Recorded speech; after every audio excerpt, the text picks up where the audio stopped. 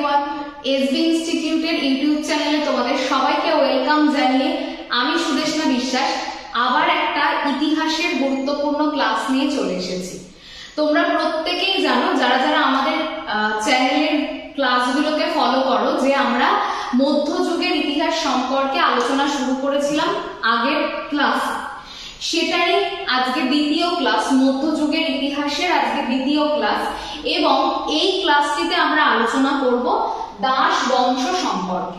এই যে দাস বংশ সম্পর্কে আমরা আজকে আলোচনা করব, তার আগে তোমাদের কাছে একটা ছোট্ট রিকোয়েস্ট, যারা আজকে প্রথম ভিডিওটি দেখছো তারা প্লিজ লাইক করো এবং তার সঙ্গে শেয়ার করতে একদম ভুলবে না। আর ভিডিও ভালো লেগে থাকলে শেষে অবশ্যই একটা লাইক করো। এটা জানিয়েই আমি আজকে ক্লাসটি শুরু করছি। দেখো, দাস বংশ সম্পর্কে যদি আমরা আলোচনা করি, প্রথমেই আমাদেরকে কিছুটা জানতে হবে সময়কাল, এদের উত্থান হচ্ছে কিভাবে, এই বিষয়গুলো। দেখো, মধ্যযুগের ইতিহাসের সূচনা পর্বেই আমরা দেখতে পাচ্ছি যে দাস বংশ এই দিল্লিকে কেন্দ্র করে কিন্তু একটা শাসন কার্য পরিচালনা করছে।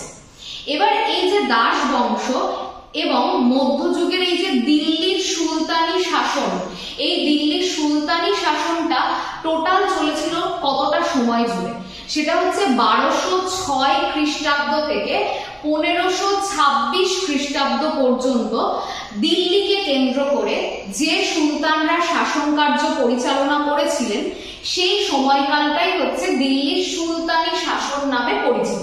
তাহলে সালটা কি বলেছি? 1206 থেকে 1526 খ্রিস্টাব্দ পর্যন্ত দিল্লিকে কেন্দ্র করে যে শাসন কার্যটা সুলতানরা পরিচালনা করেছেন, সেটাকে বলা হয় দিল্লির শাসন কার্য।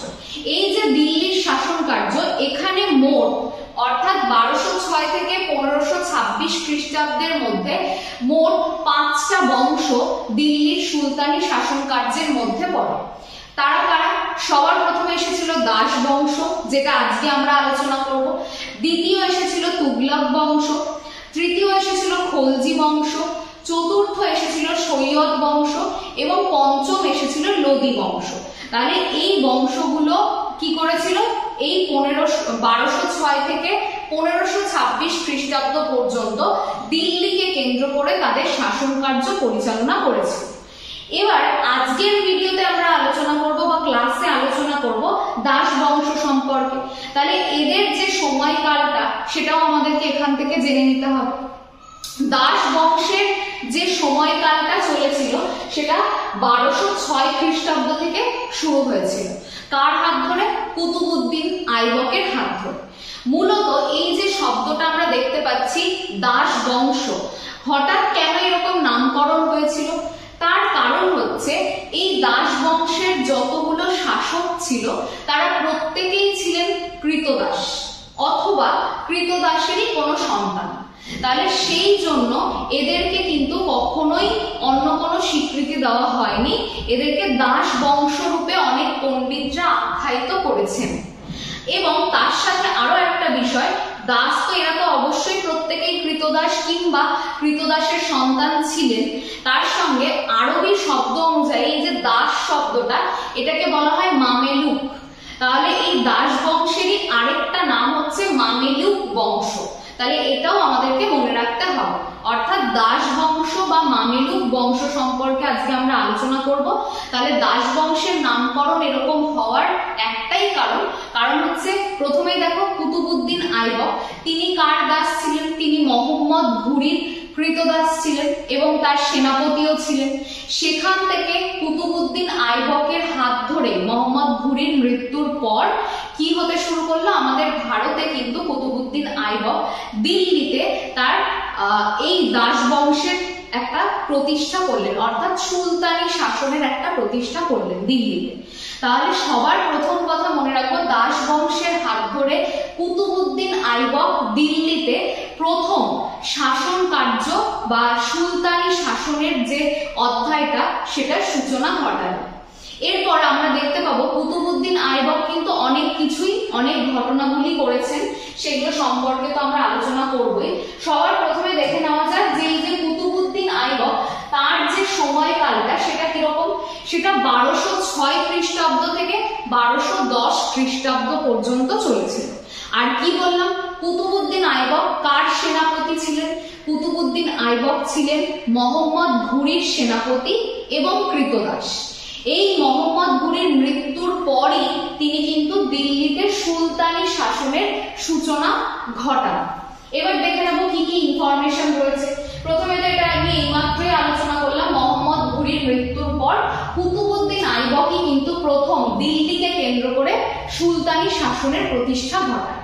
দ্বিতীয় কথাতে দেখো, আইবক শব্দের অর্থ হচ্ছে দাস বংশ, সেই জন্য এটার নাম দাস বংশ এবং প্রত্যেকেই কৃতদাস ছিল দেখতে। এরপর দেখো কুতুবউদ্দিন আইবকের উপাধি দেখো দুটো, একটা হচ্ছে মালিক, আরেকটা ছিল লাখ বক্স বা লক্ষদাতা। কেন বলা হতো লাখ বক্স কুতুবউদ্দিন আইবককে? তার কারণ হচ্ছে তিনি কিন্তু প্রচুর দান ধ্যান এগুলোর মধ্যে যুক্ত ছিলেন, তিনি প্রচুর মানুষকে দান করতেন, সেই জন্য তাকে লাখ বক্স বা লক্ষদাতা রূপে পরিচিত করা হয়। তারপর দেখো কুতুবউদ্দিনের রাজ্যাভিষেক কোথায় হয়? লাহোরে হয়। তাহলে কুতুবউদ্দিন আইবকের রাজ্যাভিষেকের স্থান হচ্ছে লাহোর। এরপর দেখো খুব ইম্পর্টেন্ট একটা জায়গা, সেটা হচ্ছে 1199 খ্রিস্টাব্দ। 1199 খ্রিস্টাব্দে কুতুবউদ্দিন প্রথম কুতুব মিনার নির্মাণের সিদ্ধান্ত নেন এবং কুতুব মিনার নির্মাণ করা শুরুও করেন। কার নাম অনুসারে করেছিলেন? একজন বিখ্যাত সুফি সন্ত, সেটা হচ্ছে খাজা কুতুবউদ্দিন বখতিয়ার কাকি। তাহলে এটা মনে রাখবে, কুতুব মিনার কার নাম অনুসারে নির্মাণ করা হয়? সুফি সন্ত, একজন বিখ্যাত সুফি সন্ত, কি বললাম? খাজা কুতুবউদ্দিন বখতিয়ার কাকি, তার নাম অনুসারে এই মিনারটা তৈরি করা তিনি শুরু করেন দিল্লিতে, যেটা বর্তমানে কুতুব মিনার নামে পরিচিত। যদিও কুতুবউদ্দিন আইবক এই কুতুব মিনার নির্মাণ কাজ শেষ করে যেতে পারেননি, তিনি শুরু করেছিলেন। পরবর্তীকালে দেখতে পাবে কুতুবউদ্দিন আইবকেরই জামাতা ইলতুৎমিশ, তিনি কিন্তু এই কুতুব মিনার নির্মাণের যে কার্যটা সেটাকে শেষ করেছিলেন। এরপর দেখো কুতুবউদ্দিন আইবকের আরেকটা গুরুত্বপূর্ণ নির্মাণ হচ্ছে লাহোরে আড়াই দিনকা ঝোপড়া। তাহলে লাহোরে তিনি কি নির্মাণ করেছিলেন? আড়াই দিনকা ঝোপড়া। আর দিল্লিতে তিনি কি নির্মাণ করেছিলেন? আরো একটা মসজিদ নির্মাণ করেছিলেন, কোয়াত উল ইসলাম। তাহলে কোয়াত উল ইসলাম তিনি দিল্লিতে প্রতিষ্ঠা করেছিলেন, আর লাহোরে আড়াই দিনকা ঝোপড়া এই মসজিদ দুটোকে তিনি কিন্তু প্রতিষ্ঠা করেছিলেন। এরপর দেখতে পাবে এই যে কুতুবউদ্দিন আইবক, তার তো অবশ্যই একটা অবদান রয়েছে, তিনি দিল্লিতে প্রথম সুলতানি শাসনের প্রতিষ্ঠা করলেন, অবশ্যই একজন কৃতদাস হয়ে, এটা তো অবশ্যই গুরুত্বপূর্ণ জায়গা। এটাও মনে রাখবে কুতুবউদ্দিন আইবক কিন্তু ভীষণভাবে বুদ্ধিমান ছিলেন। তিনি কি করলেন? বৈবাহিক সম্পর্ক স্থাপনের মাধ্যমে তিনি কি করলেন? ইলবাড়ি তুর্কি বংশের একজন প্রধান ব্যক্তি, তিনি হচ্ছেন ইলতুৎমিশ, ইলবাড়ি তুর্কি বংশের অন্তর্গত ছিলেন। তিনি ইলতুৎমিশ এতটাই গুণী একজন ব্যক্তি ছিলেন, যাতে বৈবাহিক সম্পর্ক তার সঙ্গে তৈরি হয়, তার জন্য কুতুবউদ্দিনের মেয়ের সঙ্গে তিনি কি করেছিলেন? ওই ইলবাড়ি তুর্কি ইলতুৎমিশের বিবাহ দিয়েছিলেন। কারণ ইলতুৎমিশ ছিলেন ভীষণভাবে একজন গুণী ব্যক্তি, তার প্রচুর গুণ সম্পন্ন তিনি কিন্তু একজন ব্যক্তি ছিলেন, সেই জন্য কুতুবউদ্দিন আইবকের মেয়ের সঙ্গে ইলতুৎমিশের বিবাহ দেওয়া হয়। পরবর্তীকালে কত সালে? দেখো 1210-এ কি দেখতে পাচ্ছি আমরা? হচ্ছে পোলো খেলতে গিয়ে ঘোড়া থেকে পড়ে কুতুবউদ্দিন আইবকের কি হয়? মৃত্যু হয়। তাহলে এটাও কিন্তু খুব ভালো করে মনে রাখবে, ঘোড়া থেকে পড়ে তিনি তার মৃত্যু হয় পোলো খেলতে গিয়ে। এবার দেখো কুতুবউদ্দিন আইবকের যে পুত্র ছিলেন তিনি ছিলেন আরাম শাহ, তিনি সিংহাসনে বসেন যথারীতি। কিন্তু ঘটনা হচ্ছে আরাম শাহ এতটাই অকর্মণ্য এবং এতটাই অপদার্থ ছিলেন, তার দ্বারা সুলতানি শাসন পরিচালনা করা একেবারেই সম্ভব হচ্ছিল না। এর পরের ঘটনাটা আমরা দেখবো, আরাম শাহের পরে কে আসলেন। এরপর দেখো বদায়নের শাসনকর্তা ইলতুৎমিশ আরাম শাহকে পরাস্ত করে সিংহাসনে বসেন। তাহলে বুঝতেই পারছো কুতুবউদ্দিন আইবকের পর কিছুটা সময়ের জন্য আরাম শাহ দিল্লির সুলতানি শাসনটাকে পরিচালনা করার জন্য সিংহাসনে বসেন। কিন্তু কিছুদিন পর থেকেই দেখা যাচ্ছে তিনি এতটাই অপদার্থ এবং এতটাই অকর্মণ্য আরাম শাহ, যার জন্য তাকে পরাস্ত করে ওই ইলতুৎমিশ মানে যেটা হচ্ছে কুতুবউদ্দিনের জামাতা, তাকে কি করা হয়, দিল্লির সুলতানি শাসনের বা দিল্লির সিংহাসনে বসার কথা বলে কারা, আমির ওমরাহরা ওই সময় যারা ছিলেন তারা বলেন। কারণ আরাম শাহ যদি পরিচালনা করেন ওই সময়ে দাসবংশ শেষ হয়ে যাবে হয়তো, সেই কারণের জন্য কি করা হলো, ইলতুৎমিশকে সিংহাসনে বসানো হলো। পরের বিষয়টা একটু দেখে নিই।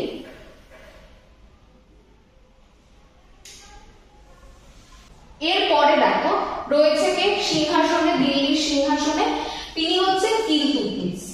ইলতুৎমিশের ক্ষেত্রে দেখো সময়কালটা খেয়াল করো, কুতুবউদ্দিন আইবক 1210-এ মারা গেছিলেন, 1210 থেকে 1211-এর মধ্যে আরাম শাহ দিল্লির সিংহাসনে বসেছিলেন।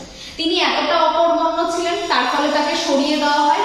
কাকে বসানো হয়, ইলতুৎমিশকে বসানো হয় দিল্লির সিংহাসনে। তাহলে দেখো একটু আগে আমি বললাম ইলতুৎমিশ 1211 থেকে 1236 খ্রিস্টাব্দ পর্যন্ত দিল্লির সিংহাসনে বসেছিলেন। তার মানে বুঝতেই পারছো সময়কালটা যথেষ্ট দীর্ঘ ছিল ইলতুৎমিশের সময়। ইলবাড়ি তুর্কি সম্প্রদায়ের প্রতিনিধি ছিলেন ইলতুৎমিশ। তাহলে ইলবাড়ি তুর্কি বলে একটা সম্প্রদায় রয়েছে, তারই প্রতিনিধি ছিলেন কে, ইলতুৎমিশ, এবং তিনি যথেষ্ট গুণী একজন ব্যক্তি ছিলেন। তিনি প্রথম জীবনে স্যার ই জাহাঙ্গার বা রাজকীয় দেহরক্ষী হিসেবে কর্মজীবন শুরু করলেও পরবর্তীকালে বদায়ুনের শাসনকর্তা রূপে নিযুক্ত হন। তাহলে এটা খুব ভালো করে মনে রাখবে, প্রথমে তিনি রাজকীয় দেহরক্ষী ছিলেন, পরবর্তীকালে আমরা দেখতে পাচ্ছি ইলতুৎমিশ বদায়ুনের শাসনকর্তা রূপে নিযুক্ত হন। সবই তার কৃতিত্বের জন্য, তার কাজের জন্য তিনি কিন্তু এই স্বীকৃতিটা পেয়েছিলেন। দিল্লির সুলতানি সাম্রাজ্যের প্রকৃত প্রতিষ্ঠাতা এবং শ্রেষ্ঠ প্রতিষ্ঠাতা বলা হয় ইলতুৎমিশকে। তাহলে কুতুবউদ্দিন আইবক অবশ্যই তিনি তো দাসবংশ প্রতিষ্ঠা করেছিলেনই, তার সঙ্গে মনে রাখবে ইলতুৎমিশকে কি বলা হচ্ছে, প্রকৃত প্রতিষ্ঠাতা। এই কোশ্চেনটা খুব আসে যে দাসবংশের প্রকৃত প্রতিষ্ঠাতাকে, অনেকেই ভুল করে কুতুবউদ্দিন আইবক লিখে ফেলে, এটা মনে রাখবে ইলতুৎমিশকে বলা হয়, এবং তিনিই ছিলেন শ্রেষ্ঠ রাজা বা শাসক। 1221 খ্রিস্টাব্দে মঙ্গোল নেতা চেঙ্গিস খাঁ ভারত আক্রমণ করেন। 1229 খ্রিস্টাব্দে তিনি বাগদাদের খালিফার কাছ থেকে সুলতান ই আজম উপাধি গ্রহণ করেন কে, ইলতুৎমিশ। তাহলে ইলতুৎমিশের উপাধির নাম আমরা কি পাচ্ছি, সুলতান ই আজম। এই উপাধিটা কার ছিল, ইলতুৎমিশের ছিল। কোথা থেকে তিনি পেয়েছিলেন, বাগদাদের খালিফার কাছ থেকে তিনি এই উপাধিটা লাভ করেছিলেন 1229 খ্রিস্টাব্দে। তিনি 40 জন আমির এবং ওমরাহ, মানে এরা হচ্ছেন কিছু বিশিষ্ট ব্যক্তি, তাদেরকে নিয়ে একটা সংগঠন তৈরি করেছিলেন যেটাকে বলা হয় বন্দেগানি চাহেলগান বা 40 চক্র বলেও অনেকে এটাকে ডেকে থাকেন। তাহলে 40 জন বিশিষ্ট ব্যক্তি আমির ওমরাহদের নিয়ে ইলতুৎমিশ কি তৈরি করেছিলেন, একটা সংগঠন তৈরি করেছিলেন যার নাম ছিল বন্দেগানি চাহেলগান বা 40 চক্র প্রবর্তন করেন। ভীষণ ইম্পর্টেন্ট কোশ্চেন, 40 চক্র কে প্রবর্তন করেন, তাহলে বলবে ইলতুৎমিশ প্রবর্তন করেন। নেক্সট দেখো, তিনি প্রথম সুলতান রূপে রৌপ্য মুদ্রা মানে রূপোর মুদ্রা, সেই মুদ্রাটার নাম কি যেটা ইলতুৎমিশ প্রচলন করেছিলেন, সেটা হচ্ছে টঙ্কা। আরেকটা মুদ্রা সেটা হচ্ছে তাম্র মুদ্রা, যেটার নাম হচ্ছে জিতল। তাহলে তাম্র মুদ্রা জিতল প্রবর্তন করেন। এটাও আবার ইম্পর্টেন্ট একটা ভীষণ জায়গা, সেটা হচ্ছে ইলতুৎমিশের প্রবর্তিত রূপোর মুদ্রার নাম কি, টঙ্কা। আর দিতে পারে ইলতুৎমিশের প্রবর্তিত তামার মুদ্রার নাম কি, সেটা মনে রাখবে জিতল। তাহলে এখান থেকে কিন্তু যে যে লাইন ইম্পর্টেন্ট আমি বলে দিলাম, প্রকৃত প্রতিষ্ঠাতাকে, তারপরে কার সময় চেঙ্গিস খাঁ ভারতে আক্রমণ করেন ইলতুৎমিশের সময়, তারপরের কোশ্চেনটা বলে দিলাম 40 চক্রকে প্রবর্তন করেন ইলতুৎমিশ, তারপরে আসার মতন কোশ্চেন হচ্ছে টঙ্কা আর জিতল, এগুলোর কে প্রবর্তন করেন, সেটা হচ্ছে ইলতুৎমিশ। এবং মনে রাখবে টঙ্কার উপর আর জিতল কিন্তু তামার মুদ্রা ছিল। পরবর্তী বিষয়টা দেখি, তিনি মানে ইলতুৎমিশ দিল্লিকে রাজধানী ঘোষণা করেন, যার নাম দেন হযরত-ই-দিল্লি। তাহলে ইলতুৎমিশ ইলতুৎমিশের সময় রাজধানী কোথায় ছিল? দিল্লিতে ছিল। খুব ইম্পর্টেন্ট, কে প্রথম ইক্তা প্রথার প্রবর্তন করেন? এটা কিন্তু খুব ভালো করে মনে রাখবেন যে ইক্তা প্রথার প্রবর্তন করেন ইলতুৎমিশ। এবার কথা হচ্ছে ইক্তা প্রথাটা আসলে কি? ওই যে সুলতানি শাসন, মানে দিল্লির যখন সুলতানি শাসন পর্ব চলছে তখন এই সমস্ত প্রদেশগুলোতে বা সমস্ত প্রাদেশিক শাসন কাঠামোর একটা অঙ্গ ছিল কিন্তু এই ইক্তা প্রথা। এই ইক্তা দিয়ে কি করা হতো? বিভিন্ন প্রদেশ থেকে রাজস্ব সংগ্রহ করা হতো এই ইক্তা প্রথার মাধ্যমে, এবং ইলতুৎমিশ এই ইক্তা প্রথাকে একটা সাংবিধানিক রূপ পর্যন্ত দিয়েছিলেন। এই ইক্তা প্রথার মাধ্যমে কি করা হতো? বিভিন্ন প্রদেশ থেকে কর বা রাজস্ব সংগ্রহ করা হতো। ওই যে রাজস্বটা পাওয়া যেত সেই রাজস্বটা দিয়ে কি কি কাজ হতো? অবশ্যই সেনাবাহিনী, তারপরে যত অশ্ববাহিনী তাদের তো সমস্ত খরচ চালানো হতোই, তার সঙ্গে যারা এই ইক্তা প্রথার কাজের সঙ্গে যুক্ত বিশিষ্ট ব্যক্তি ছিলেন তাদেরকে কি করা হতো? তাদেরকে কিছুটা পরিমাণে জমিও দেওয়া হতো, আবার বেতন হিসাবেও কিন্তু এই অর্থটা দেওয়া হতো, এই রাজস্বের অর্থটা। আর বাকি অর্থ থাকতো রাজার কোষাগারে বা শাসকের কোষাগারে জমা হতো।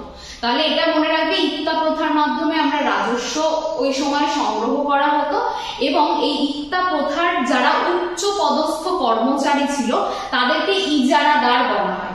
এখানে দেখতে পাচ্ছ ইজারাদার এদেরকে বলা হয়, এবং এদেরকে কি করা হতো? এদেরকে বেতনের পরিবর্তে অনেক সময় জমি দেওয়া হতো। তাহলে এটা মনে রাখবে, এদেরকে ইজারাদার বলা হতো। তাহলে ইক্তা প্রথা বা ইজারাদার প্রথা কে প্রবর্তন করে? বলবে ইলতুৎমিশ প্রবর্তন করে। তারপর দেখো ইলতুৎমিশের সময় তিনি, আমি একটু আগেই বলেছি, কুতুব মিনার নির্মাণ কাজ কে শেষ করেন? ইলতুৎমিশ। এরকম প্রশ্ন বহুবার আসে যে কুতুব মিনার নির্মাণ কে করেছিলেন? হয়তো অপশনে দেখছো কুতুবউদ্দিন আইবক নেই, তখনই মনে রাখবে এটার উত্তর হবে কিন্তু ইলতুৎমিশ। এবং সব থেকে বেশি গ্রহণযোগ্য উত্তর যদি বলা হয় ইলতুৎমিশ, কারণ তিনি কুতুব মিনার নির্মাণ কাজ শেষ করেছিলেন সেই জন্য। তাহলে কোশ্চেনে পেলে ইলতুৎমিশ হবে কিন্তু রাইট অ্যান্সার। 1236 খ্রিস্টাব্দে দীর্ঘ 25 বছর রাজত্বের পর দেখা যাচ্ছে কি ইলতুৎমিশ মারা যান। তাহলে 25 বছরের একটা রাজত্বের পর ইলতুৎমিশ কি হয়? তার মৃত্যু হয়। এইবার খুব ভালো করে একটু খেয়াল করো, ইলতুৎমিশের পরবর্তী যে শাসকটাকে আমরা দেখতে পাচ্ছি তিনিও ভীষণভাবে অকর্মণ্য ছিলেন, কোনো সেরকম কাজে তিনি আসতেন না। দেখো 1236 খ্রিস্টাব্দ, এখানে দেখো আর বেশি সময়কাল নেই, 1 বছরেরও কম সময় যিনি রাজত্ব করেছেন তিনি হচ্ছেন রুকনউদ্দিন ফিরোজ শাহ। তাহলে রুকনউদ্দিন ফিরোজ শাহ ইনি কিন্তু ইলতুৎমিশের পরে সিংহাসনে বসেন।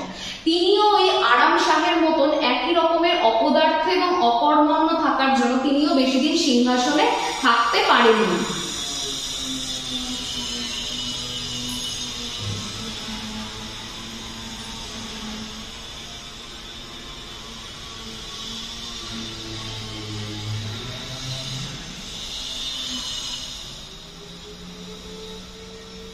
সিংহাসনে থাকতে পারেননি। 1231 খ্রিস্টাব্দে ইলতুৎমিশ তার উত্তরসূরি হিসাবে তিনি কিন্তু বলে গেছিলেন ইলতুৎমিশ যে সুলতানা রাজিয়াকে তিনি মনোনীত করেন সিংহাসনে বসার জন্য, কিন্তু দেখা যাবে আমির ওমরাহদের অনুরোধে ইলতুৎমিশের অপর পত্নী শাক্তুকরানের পুত্র রুকনউদ্দিন ফিরোজ শাহ দিল্লির সিংহাসনে বসেন। তার মানে তিনি কিন্তু ইলতুৎমিশ আগের থেকেই বুঝেছিলেন যে তার সুযোগ্য উত্তরাধিকারী কিন্তু সুলতানা রাজিয়া, যিনি ছিলেন প্রথম একজন ইসলাম শাসক এবং শেষ ইসলাম শাসক, যিনি একজন মহিলা ছিলেন। তাহলে তার তিনি কন্যা রাজিয়াকে যতই মনোনীত করুক তা সত্ত্বেও কিন্তু আমির ওমরাহদের অনুরোধে ইলতুৎমিশের অপর যে পত্নী ছিলেন শাহ তুকরানের পুত্র রুকনউদ্দিন ফিরোজ শাহ, তাকে দিল্লির সিংহাসনে বসানো হয়। তিনি ধর্মভীরু ছিলেন, তারপরে দেখো অপদার্থ, অযোগ্য, এই সুযোগে আমির ওমরাহরা কিন্তু তাকে কি করে? সিংহাসনচ্যুত করে। এইবার একটা বিরাট বড় একটা জায়গা শুরু হচ্ছে, সেটা হচ্ছে সুলতানা রাজিয়া। মুসলিম বা ইসলাম শাসন যদি দেখি আমরা মধ্যযুগের শাসন, তাহলে দেখতে পাবো এই ইতিহাসে প্রথম এবং শেষ মহিলা কিন্তু একজন, তিনি হচ্ছেন সুলতানা রাজিয়া। তিনি কার কন্যা ছিলেন? ইলতুৎমিশের কন্যা ছিলেন। 1236 থেকে 1240 খ্রিস্টাব্দ পর্যন্ত এই সুলতানা রাজিয়া ছিলেন দিল্লির শাসক। তিনি কিন্তু একদম যেরকম পোশাকে অন্যান্য শাসকরা শাসন কার্য পরিচালনা করেন, সুলতানা রাজিয়া কিন্তু একই রকম ভাবে কিন্তু সেই পোশাক পরে কিন্তু তিনি শাসন কার্য পরিচালনা করতেন। মধ্যযুগের একমাত্র মহিলা বা নারী শাসক হচ্ছেন সুলতানা রাজিয়া। তিনি নিজ নামাঙ্কিত মুদ্রায় সুলতান বলে চিহ্নিত করতেন। তার মানে তিনি যে মুদ্রার প্রচলন করেন তাতে তিনি নিজেকে সুলতান বলে মানে অভিহিত করেন, সেখান থেকেই নামটা হয়েছিল সুলতানা রাজিয়া। তিনি 40-এর চক্রের ক্ষমতা খর্ব করতে গেলে আমির ওমরাহরা তার বিরুদ্ধে বিদ্রোহ ঘোষণা করে। তাহলে মনে রাখবে, আমির ওমরাহদের কাছে সুলতানা রাজিয়া হঠাৎ করে কেন এত অপছন্দের হয়ে উঠলো, তার কারণ তিনি 40 চক্রের যে ক্ষমতা ছিল সেটাকে তিনি কিন্তু চেয়েছিলেন খর্ব করার জন্য। 40 চক্রের নেতা সরহিন্দের শাসনকর্তা আনাতুলিয়াকে বিবাহ করে বিদ্রোহ দমন করার চেষ্টা করেন। তাহলে 40 চক্রের ক্ষমতা তো খর্ব করার চেষ্টা করেছিলেন প্রথমে, সেটা হচ্ছিল না। তিনি ওই বিদ্রোহটাকে দমন করার জন্য 40 চক্রের নেতা সরহিন্দের শাসনকর্তা আনাতুলিয়াকেই তিনি বিবাহ করলেন, যাতে ওই জায়গাটা একটু প্রশমিত হয়, বিদ্রোহটা যাতে না করে আর কি আমির ওমরাহরা। কিন্তু 1240 খ্রিস্টাব্দ স্বামী সহ রাজিয়া 40 চক্রের কাছে পরাজিত এবং নিহত হন। তাহলে এটা খেয়াল রাখবে, তিনি চেয়েছিলেন বিদ্রোহটাকে একটু দমন করতে, কিন্তু পারেননি। সেই সময় দেখা গেল কি যে তিনি কিন্তু 1240 খ্রিস্টাব্দে 40 চক্রের কাছে নিহত হলেন।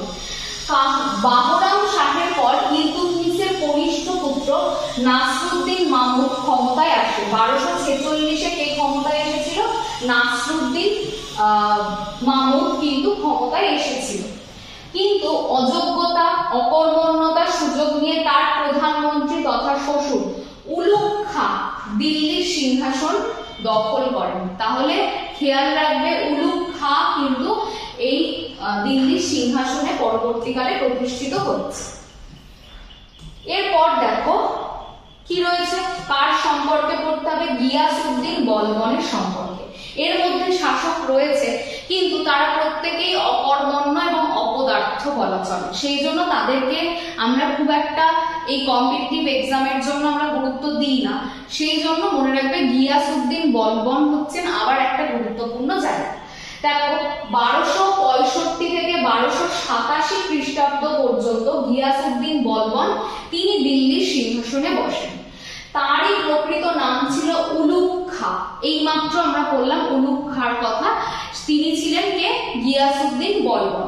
এরপর দেখো, তিনি প্রথম জীবনে ইলতুৎমিশের কৃতদাস ছিলেন। তাহলে খুব ভালো করে মনে রাখবে, এই গিয়াসউদ্দিন বলবন কার কৃতদাস ছিলেন? ইলতুৎমিশের।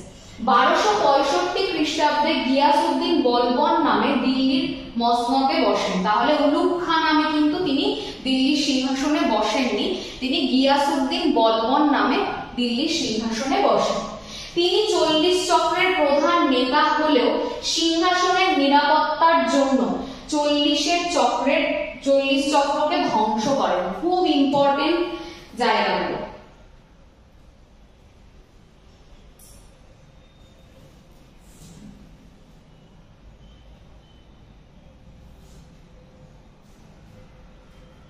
একটা কোশ্চেন দিতে পারে, 40 চক্র কে প্রবর্তন করেন, সেটা খুব আসার মতন একটা প্রশ্ন। আর আরেকটা প্রশ্ন একইভাবে ইম্পর্টেন্ট, 40 চক্রের ক্ষমতা কে ধ্বংস করে? গিয়াসউদ্দিন বলবন। তিনি নওরোজ নামে পারসিক উৎসবের প্রচলন করেন। তাহলে নওরোজ বলে যে পারসিক উৎসব, সেটা উলুগ খাঁ বা গিয়াসউদ্দিন বলবনের হাত ধরে প্রচলিত হয়। তিনি প্রথম বারিদ নামে গুপ্তচর নিয়োগ করেন। আর দেখো, চেঙ্গিজ খান সিন্ধু প্রদেশে আক্রমণ ও দখল করেন। এটা হচ্ছে মনে রাখবে। তিনি বিদ্রোহী, বিশ্বাসঘাতক এবং ডাকাতের বিরুদ্ধে রক্ত ও লৌহ নীতি আরোপ করেন। তাহলে যারা যারা ছিল বিদ্রোহী, যারা ডাকাত, যারা কথা রাখে না, বিশ্বাসঘাতক, তাদের বিরুদ্ধে তিনি কি করলেন? তিনি এই রক্ত ও লৌহ নীতি আরোপ করলেন। তিনি পার্শ্বিক দৃষ্টান্ত অনুকরণে রাজসভায় ভীষণ আসে সিজদা ও পাইবস এই দুটো নীতি প্রচলন করেন। তাহলে সিজদা এবং পাইবসের নীতি কে প্রচলন করেছিলেন?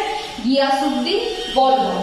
তিনি নিজেকে ঈশ্বরের প্রতিনিধি বা শ্যাডো অফ গড বলে অভিহিত করেন। তাহলে গিয়াসউদ্দিন বলবন নিজেকে কি ভাবতেন? ঈশ্বরের একজন প্রতিনিধি ভাবতেন। তিনি ক্ষমতার কেন্দ্রীকরণের জন্য জিল্লিলাহ উপাধি ধারণ করেন, যার অর্থ আল্লাহর ছায়া বা ঈশ্বরের ছায়া, তাই তো? তাহলে এই জিল্লিলাহ উপাধি কার ছিল? গিয়াসউদ্দিন বলবনের ছিল।